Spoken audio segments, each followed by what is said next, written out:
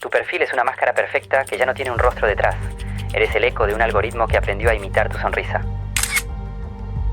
Hay un experimento que los científicos consideran el más grande que se haya realizado jamás sobre seres humanos. No fue aprobado por ningún comité de ética. No tuvo voluntarios conscientes, y sus resultados no se publicaron en una revista académica, sino en los cerebros de millones de jóvenes que hoy luchan para concentrarse más de 3 minutos seguidos, que sienten una angustia profunda sin saber de dónde viene, y que buscan desesperadamente conexión humana en pantallas que solo les devuelven un reflejo distorsionado de sí mismos. Este experimento tiene nombre, se llama Smartphone, y comenzó exactamente en 2012. Friedrich Nietzsche, el filósofo alemán que sacudió los cimientos del pensamiento occidental en el siglo XIX, escribió algo que hoy suena casi profético. El hombre que no puede obedecer sus propios mandatos perece. Lo que Nietzsche no pudo imaginar es que llegaría una tecnología tan precisa, tan calculada, tan perfectamente diseñada para que el ser humano perdiera esa capacidad de mandarse a sí mismo. Una tecnología que no necesita cadenas porque utiliza algo mucho más poderoso, el cerebro propio de cada persona como su prisionero más fiel. Lo que vas a escuchar en los próximos minutos no es alarmismo, es neurociencia documentada, datos verificados en múltiples países y una pregunta filosófica que nadie en Silicon Valley quiere que te hagas. ¿Quién está realmente al mando de tu mente? Vamos a comenzar por el principio, por el momento exacto en que algo se rompió. De 1990 a 2011, las tasas de depresión entre adolescentes se mantuvieron relativamente estables. Había fluctuaciones normales, subidas y bajadas esperadas.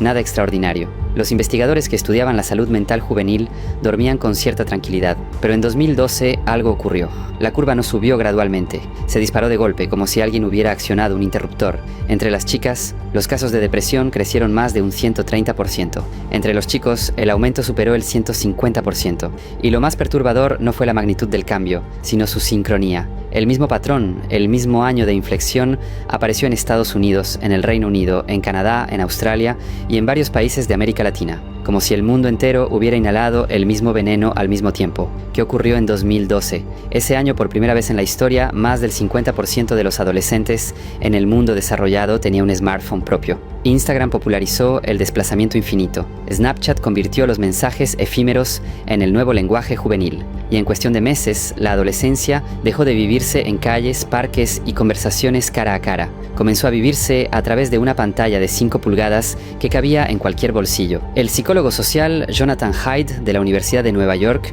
estudió este fenómeno con una meticulosidad casi obsesiva. Analizó decenas de bases de datos, cruzó información de múltiples países y llegó a una conclusión que resultó incómoda para muchos. La generación Z es la primera generación de la historia en atravesar la adolescencia completa con un smartphone en la mano, y eso la ha convertido en lo que él llama la generación ansiosa. Pero para entender por qué, necesitamos ir más profundo, necesitamos entrar al cerebro. Existe una sustancia química en tu mente llamada dopamina. No es el químico del placer, es, con más precisión, el químico de la anticipación.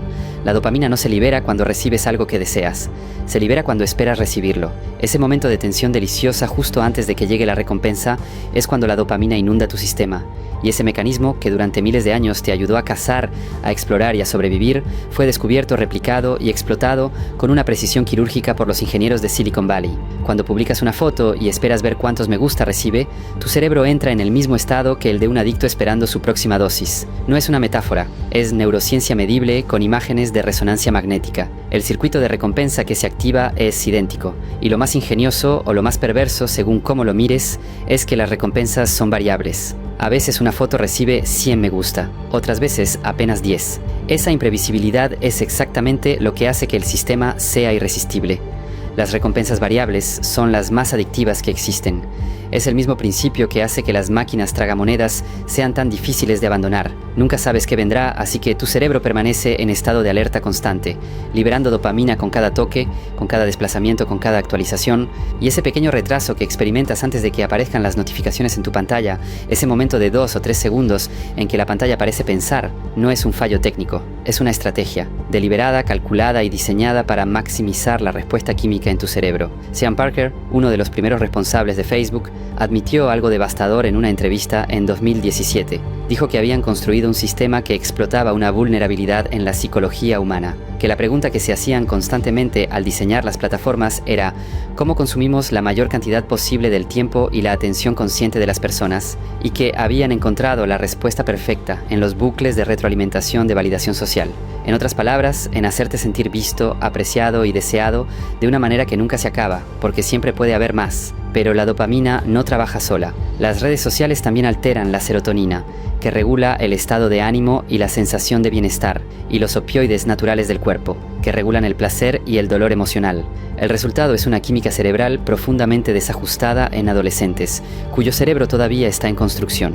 Un cerebro que está aprendiendo qué significa sentirse bien, qué significa una recompensa, qué significa conectar con otra persona. Está recibiendo respuestas artificiales, amplificadas e irrepetibles en el mundo real.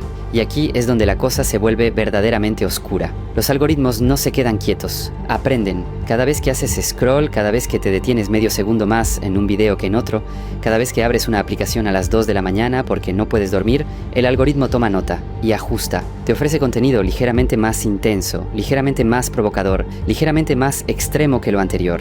Es un proceso gradual que los investigadores llaman escalada algorítmica y ocurre tan despacio que nunca lo sientes. Simplemente un día te das cuenta de que el contenido que ves no se parece en nada a lo que veías hace 6 meses, pero no recuerdas haber elegido ese camino. En los niños pequeños este fenómeno es especialmente visible.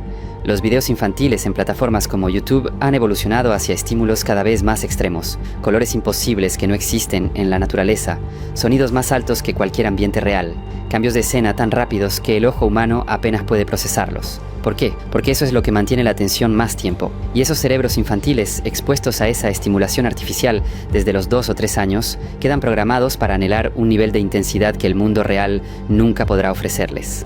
Nietzsche hablaba del superhombre, como aquel ser capaz de crear sus propios valores, de dominar sus instintos en lugar de ser dominado por ellos. Escribió que la grandeza del ser humano reside en su capacidad de ser un puente entre lo animal y algo superior, algo consciente y elegido. Pero, ¿qué ocurre cuando el sistema está diseñado específicamente para que regreses a lo más primitivo de tus instintos? Cuando cada notificación apela directamente al cerebro reptiliano, al miedo a ser excluido, al deseo de aprobación, a la ansiedad de perderte algo. El smartphone, en su diseño actual, no es una herramienta para el superhombre. Es una trampa para el hombre que Nietzsche consideraba inferior, aquel que sigue el rebaño sin cuestionarlo, que busca la validación de los demás en lugar de construir su propio valor interior. Y las consecuencias van mucho más allá de la adicción. Hay algo que está desapareciendo en esta generación, algo que durante siglos fue considerado el fundamento de toda grandeza humana, y cuya pérdida pasa casi inadvertida porque ocurre de manera tan gradual que nadie nota el momento exacto en que se va. Se llama atención sostenida. Los estudios son contundentes. Nuestra capacidad de mantener el foco en una sola cosa durante un periodo prolongado ha caído de manera dramática. En solo 2 décadas, los lapsos de concentración sostenida se han reducido en casi un 60%. Somos capaces de concentrarnos durante periodos significativamente más cortos que las generaciones anteriores. Y eso no es una estadística menor, es una catástrofe silenciosa. Piénsalo de esta manera. Ninguna obra maestra de la humanidad se creó en ráfagas de 30 segundos. La novena sinfonía de Beethoven no surgió de una mente fragmentada. Los Principia Mathematica de Newton no fueron escritos entre notificaciones. La teoría de la relatividad de Einstein no nació de un cerebro que revisaba su teléfono cada 10 minutos. Toda la grandeza humana que conocemos, toda la ciencia, toda la filosofía, toda la literatura que ha sobrevivido el paso del tiempo, fue el producto de mentes capaces de sumergirse profundamente en un problema durante horas, días, semanas. Lo que los investigadores modernos llaman trabajo profundo, y esa capacidad está siendo desmantelada sistemáticamente. Hoy, una persona promedio recibe cerca de 200 notificaciones al día. Eso equivale a una interrupción cada 10 minutos aproximadamente, y cada interrupción no solo consume el tiempo del momento en que ocurre. Estudios de la Universidad de California demostraron que después de cada interrupción, el cerebro tarda entre 20 y 23 minutos en recuperar el nivel de concentración que tenía antes. En otras palabras, si recibes notificaciones cada 10 minutos, matemáticamente nunca vuelves a estar completamente concentrado. Pasas el día entero en un estado permanente de distracción parcial, procesando todo a una fracción de tu capacidad real. Las imágenes cerebrales lo confirman de manera visual e inquietante. En personas que usan intensamente las redes sociales, se observan cambios estructurales reales en el cerebro. La corteza prefrontal, que es la región encargada del razonamiento lógico, la toma de decisiones y el autocontrol muestra signos de debilitamiento. Mientras tanto, la amígdala y el sistema límbico, que son las regiones asociadas a las respuestas emocionales instintivas y al miedo, muestran hiperactivación. En términos simples, nos estamos volviendo más reactivos, más impulsivos, más sensibles al dolor emocional y menos capaces de pensar con claridad antes de actuar. TikTok y los Reels de Instagram han llevado este proceso a su expresión más extrema. Estos formatos no son simplemente vídeos cortos, son tecnología de fragmentación de la atención. Cuando pasas horas viendo contenido de 15 segundos, le estás enseñando a tu cerebro un patrón. La recompensa llega inmediatamente. El aburrimiento no existe. Cada segundo debe ofrecer algo nuevo. Y después de horas entrenando ese patrón, el resto de la vida se vuelve insoportablemente lento. Los libros parecen aburridos, las conversaciones largas se sienten agotadoras, los problemas complejos que requieren tiempo y esfuerzo resultan casi imposibles de abordar. Por eso puedes ver TikTok durante 4 horas sin cansarte, pero no puedes leer un capítulo de un libro sin revisar el teléfono. Tu umbral de estimulación ha sido reconfigurado hacia arriba, y ahora el mundo real, con toda su riqueza y complejidad, simplemente no llega a ese umbral. Pero hay algo aún más profundo que se está perdiendo, algo que toca directamente la pregunta más antigua de la filosofía: ¿quién eres? La identidad humana siempre se construyó de adentro hacia afuera, a través de la experiencia silenciosa, de la introspección, del fracaso privado y la superación personal, del tiempo a solas con los propios pensamientos. Las grandes tradiciones filosóficas del mundo, desde los griegos hasta los existencialistas del siglo XX, coincidían en un punto fundamental: conocerse a uno mismo requiere tiempo, silencio y una mirada honesta hacia el interior. El oráculo de Delfos no decía «muéstrate a los demás», decía «conócete a ti mismo». Las redes sociales han invertido completamente ese proceso. Hoy la identidad no se construye en silencio sino en público. No surge de la experiencia interna sino de la reacción externa. Cada pensamiento, cada sentimiento, cada momento de vida pasa primero por el filtro de la pregunta: ¿cómo se verá esto ante los demás? ¿Cuántos me gusta recibirá? ¿Qué dirán en los comentarios? Los investigadores tienen un nombre para este fenómeno: conciencia de audiencia permanente. La sensación constante e irreducible de estar siendo observado, evaluado y juzgado. Y ese estado tiene consecuencias psicológicas devastadoras, porque hace imposible la autenticidad. Cuando vives siempre bajo el escrutinio percibido de una audiencia, dejas de actuar de acuerdo a tus propios valores y comienzas a actuar de acuerdo a lo que crees que esa audiencia aprobará. Nietzsche tenía un concepto para describir a aquellos que construyen su identidad en función de la aprobación ajena. Los llamaba esclavos de la moral del rebaño, no porque fueran personas malas o débiles, sino porque habían renunciado al trabajo más difícil y más importante de la existencia humana: la creación de valores propios. Para Nietzsche, el mayor acto de valentía no era la guerra ni la conquista, era mirarse honestamente a uno mismo, sin máscaras, sin audiencia, sin el consuelo de la aprobación ajena, y decidir quién quiere ser. Las redes sociales han hecho ese acto casi imposible para una generación entera, y las chicas llevan la peor parte de este sistema. Los algoritmos que les muestran contenido están calibrados hacia la comparación de apariencias, los filtros, los cuerpos que no existen en la realidad, las vidas perfectas que son meticulosamente construidas para parecer espontáneas. El resultado es un ciclo de autoevaluación permanente, un juicio constante de sí mismas que comienza a edades cada vez más tempranas. Los casos de dismorfia corporal, que es la distorsión de la percepción de la propia imagen, se han disparado incluso entre niñas de 10 y 11 años. Niñas que todavía están aprendiendo a escribir cursiva ya sienten que su cuerpo no es suficientemente bueno. Los chicos caen en una trampa diferente pero igualmente profunda. Pasan miles de horas en entornos digitales, ya sean videojuegos o redes sociales, donde las recompensas son rápidas, las metas son claras, el progreso es inmediato y el estatus se acumula de manera predecible. Y luego salen de esos entornos y se topan con la vida real, que es ambigua, lenta, frustrante y que raras veces ofrece retroalimentación inmediata. El resultado es una generación de jóvenes que se sienten extraordinariamente competentes dentro de una pantalla y completamente desorientados fuera de ella, con dificultades reales para sostener relaciones, para tolerar la frustración, para comprometerse con proyectos a largo plazo. Y hay algo que casi nadie está mencionando cuando se habla de este tema: estamos perdiendo la capacidad de recordar. En el pasado, la memoria era un músculo que se ejercitaba constantemente. Los eruditos medievales memorizaban libros enteros, los navegantes memorizaban las estrellas, los comerciantes memorizaban rutas y nombres y cifras. Memorizar no era un ejercicio académico, era la forma en que el conocimiento se convertía en sabiduría, porque cuando memorizas algo no solo lo guardas, lo integras, lo conectas con otras cosas que ya sabes, lo transformas en parte de tu manera de ver el mundo. Hoy vivimos en lo que los investigadores llaman el efecto Google, la tendencia a no retener información porque sabemos que podemos buscarla en cualquier momento, y eso tiene consecuencias que van más allá de olvidar números de teléfono. La memoria no es un simple disco duro de almacenamiento, es la base de la creatividad porque las ideas nuevas surgen de conexiones inesperadas entre cosas que ya sabemos. Es la base de la sabiduría, porque juzgar bien una una situación requiere comparar con situaciones similares que has experimentado antes, y es la base de la identidad, porque lo que eres es en gran medida la historia que te cuentas sobre tu propia vida, y esa historia está hecha de recuerdos. Un estudio reciente comparó estudiantes que escribían a mano con estudiantes que tomaban notas en computadora. Los que usaron teclado registraron más información, pero semanas después, cuando se les evaluó, los que escribieron a mano recordaban mucho más y con mayor profundidad. El acto físico de escribir obliga al cerebro a procesar, sintetizar y priorizar. El teclado simplemente registra, y otro estudio reveló algo todavía más inquietante. Estudiantes que redactaron textos con ayuda de inteligencia artificial mostraron menor actividad cerebral durante el proceso, y minutos después no recordaban lo que supuestamente habían escrito. La información nunca llegó a transformarse en conocimiento. Pasó por ellos sin dejar huella. Estamos construyendo una generación que tiene acceso a toda la información de la historia humana en el dispositivo que lleva en el bolsillo, pero que cada vez tiene menos capacidad para convertir esa información en comprensión real. Y aquí llegamos a la paradoja más cruel de toda esta historia. Nunca en la historia de la humanidad habíamos estado tan conectados. Cada persona tiene acceso a miles de contactos, a grupos, a comunidades, a conversaciones que se extienden por todo el planeta. Y sin embargo, los jóvenes adultos de hoy reportan niveles de soledad que no tienen precedente en los registros históricos. Jóvenes con cientos de seguidores que no tienen a nadie con quien hablar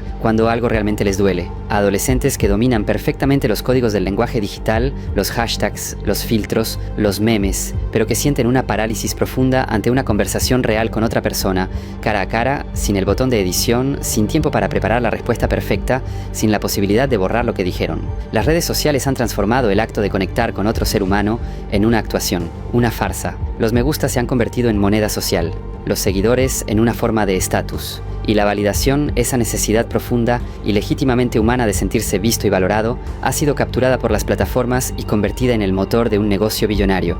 Lo que antes se buscaba en la intimidad de las amistades reales, en la familia, en las comunidades físicas, ahora se busca en un número que aparece debajo de una foto. Y eso tiene un nombre en psicología: exclusión de identidad. Ocurre cuando alguien construye su autopercepción basándose completamente en la validación externa en lugar de en la exploración interna. Cuando la pregunta que organiza la vida deja de ser ¿quién quiero ser?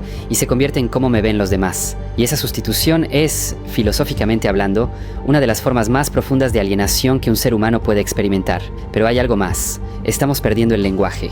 Investigaciones recientes muestran que los adolescentes usan un vocabulario activo significativamente más reducido que el de generaciones anteriores. Las palabras están siendo reemplazadas por emojis, por memes, por abreviaturas que comprimen la complejidad emocional en símbolos de un solo toque. Y el lenguaje no es solo un medio de comunicación, es la herramienta con la que pensamos. El filósofo Ludwig Wittgenstein lo dijo de manera precisa: los límites de mi lenguaje son los límites de mi mundo. Si no tienes palabras para describir una emoción compleja, no puedes pensarla con claridad, no puedes entenderla, no puedes comunicarla y no puedes superarla. Estamos creando una generación que puede expresar que algo le gustó con un corazón rojo, pero que tiene dificultades genuinas para articular por qué se siente vacía por las noches. Entonces, llegamos a la pregunta que probablemente ya te estás haciendo. ¿Es demasiado tarde? ¿Se puede revertir esto? La respuesta es sí. Y la razón viene precisamente de la neurociencia que describe el problema. El cerebro humano es plástico. Eso significa que cambia en respuesta a lo que hace con él. La misma neuroplasticidad que permitió que las pantallas moldearan la mente puede ser usada deliberadamente para remodelarla. No es un proceso rápido, ni cómodo, ni glamoroso, pero es posible, y hay evidencia sólida de que funciona. Estudios controlados demuestran que reducir significativamente el uso de redes sociales durante apenas 3 o 4 semanas produce cambios medibles en el bienestar emocional. La ansiedad disminuye, los síntomas depresivos se reducen, la capacidad de concentración mejora, la calidad del sueño aumenta. Y algo que los investigadores encontraron especialmente significativo: las personas reportan volver a sentir placer en actividades simples que habían dejado de disfrutar. Una conversación tranquila, un libro, un paseo, una comida sin pantalla. El sistema de recompensa del cerebro, privado de estimulación artificial extrema, comienza a recalibrarse. Redescubre que el mundo real también puede ser satisfactorio, aunque lo sea de una manera más sutil y profunda. Pero reducir el uso no es suficiente por sí solo. Lo que marca la diferencia real es lo que haces con el tiempo y la atención que recuperas. Cada vez que te sientas a leer algo que requiere más de 5 minutos de concentración sin interrupciones, le estás dando a tu corteza prefrontal un entrenamiento que contrarresta directamente el daño. Cada vez que mantienes una conversación sin revisar el teléfono, estás reconstruyendo los circuitos neuronales de la empatía y la conexión real. Cada vez que te enfrentas a un problema complejo y te quedas con él, aunque sea incómodo, aunque sea aburrido, aunque tu cerebro te pida urgentemente que hagas scroll, estás recuperando algo que ningún algoritmo puede darte: la capacidad de sostener el pensamiento profundo. Los científicos hablan de entrenamiento de la memoria como una práctica deliberada. Intentar recordar algo sin buscarlo inmediatamente en el teléfono, escribir a mano, leer libros físicos, aprender algo que tome semanas o meses de práctica regular, un instrumento, un idioma, una habilidad manual. Estas actividades no solo llenan el tiempo, reconstruyen literalmente las estructuras cerebrales que el uso pasivo de pantallas ha ido erosionando. Y hay una práctica que los investigadores describen como especialmente poderosa, aunque también como especialmente difícil para alguien que ha pasado años conectado. Se llama de diferentes maneras: descanso mental sin objetivo, tiempo no estructurado o simplemente no hacer nada durante periodos breves, sin teléfono, sin música, sin podcast, sin ningún estímulo externo, solo tú y tus pensamientos durante 20 o 30 minutos. Para la mayoría de personas que intentan esto por primera vez, los primeros minutos son casi insoportables. El cerebro habituado a la estimulación constante entra en una especie de pánico de vacío. Pero si se sostiene, ocurre algo notable. La mente comienza a divagar, a conectar ideas de maneras inesperadas, a formular preguntas que no habías tenido tiempo de escuchar porque siempre había ruido. Es en esos espacios de silencio que el pensamiento creativo genuino emerge. Es ahí donde el conocimiento se convierte en comprensión. Nietzsche escribió algo hermoso sobre esto. Dijo que los grandes hombres son como los grandes tiempos, períodos de acumulación explosiva de fuerza que han madurado durante mucho tiempo, y que antes de que algo grande pueda surgir, debe haber silencio, preparación invisible, gestación. Ninguna idea realmente poderosa llegó de una mente distraída y reactiva. Toda grandeza requiere profundidad, y la profundidad requiere silencio. La tecnología en sí misma no es el enemigo, es una herramienta de una potencia extraordinaria. Con ella podemos acceder a bibliotecas enteras, a conocimiento de cualquier disciplina, a mentes brillantes de cualquier parte del mundo. El problema no es la herramienta, es la manera en que fue diseñada y, más profundamente, la manera en que la usamos. Hay una diferencia fundamental entre el uso activo y el uso pasivo de la tecnología. Cuando usas tu teléfono para crear algo, para aprender algo con intención, para conectar de manera genuina con alguien, para resolver un problema real, estás usando la herramienta. Cuando consumes contenido infinito que el algoritmo elige por ti, sin propósito claro, sin parar porque no puedes, el scroll se convierte en tu patrón por defecto. La herramienta te está usando a ti. La distinción es fundamental y requiere exactamente lo que Nietzsche consideraba la virtud más difícil y más necesaria: la voluntad de poder sobre uno mismo. No el poder sobre los demás, el poder sobre los propios impulsos, sobre las propias reacciones, sobre las propias rutinas. Cada notificación que decides silenciar es un acto de autodominio. Cada momento en que eliges estar presente en lugar de grabar para compartir después es una pequeña rebelión contra un sistema diseñado para convertir tu atención en dinero. Cada conversación que sostienes hasta el final sin revisar la pantalla es un entrenamiento para la humanidad que este sistema intenta atrofiar. No se trata de rechazar el mundo moderno ni de idealizar un pasado sin tecnología. Se trata de algo mucho más exigente, de ser consciente, de elegir activamente qué entra en tu mente, qué forma tu identidad, qué merece tu atención, qué es el recurso más escaso y más valioso que tienes. Y finalmente, hay una pregunta que quiero dejarte con la misma honestidad con que comenzamos. ¿Cuántas veces revisaste tu teléfono mientras escuchabas esto? No te juzgues por la respuesta, no es un fracaso moral, es evidencia de cuán preciso y cuán profundo es el condicionamiento al que todos hemos sido sometidos. Ninguno de nosotros eligió conscientemente estar en este experimento. Lo que sí podemos elegir a partir de ahora es si seguimos siendo sujetos pasivos de él o si comenzamos a tomar el control. Nietzsche formuló la pregunta de la existencia con una claridad brutal. ¿Estás viviendo de manera que quisieras vivir esta misma vida una y otra vez, eternamente? No la vida que parece perfecta en una pantalla, no la vida que recibe más me gusta, la vida real, la vida profunda, la vida que solo es posible cuando la atención, la memoria y la identidad te pertenecen completamente a ti. Tu cerebro está esperando que lo recuperes. La pregunta es si tú estás listo para hacerlo.